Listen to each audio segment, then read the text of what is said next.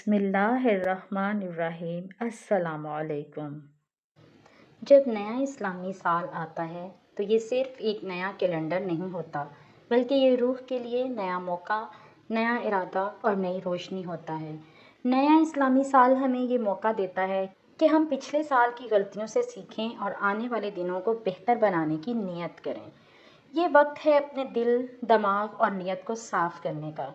जैसे पुराना रजिस्टर ख़त्म हुआ और नया साफ़ रजिस्टर हाथ में आ गया हो।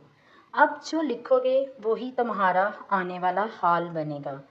नए साल में अपने दिन का आगाज़ बिस्मिल्लाह से करें और हर दिन कम से कम एक नेकी का पुख्ता इरादा करें, चाहे वो मुस्कुराकर किसी को सलाम करना हो या वालिदैन की खिदमत में पानी देना।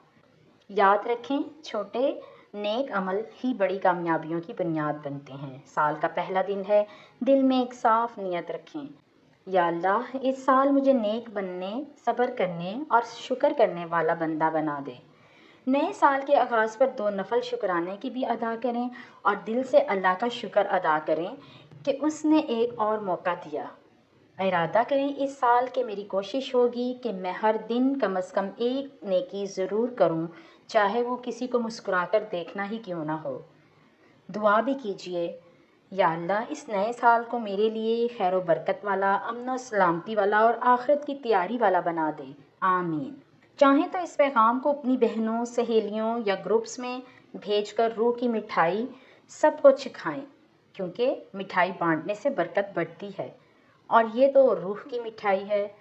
आज जुमातुल मुबारक है, दुरूद शरीफ की कसरत करें और सूरह कहफ की तलावत भी कीजिएगा। शुक्रिया। अल्लाह हाफिज़।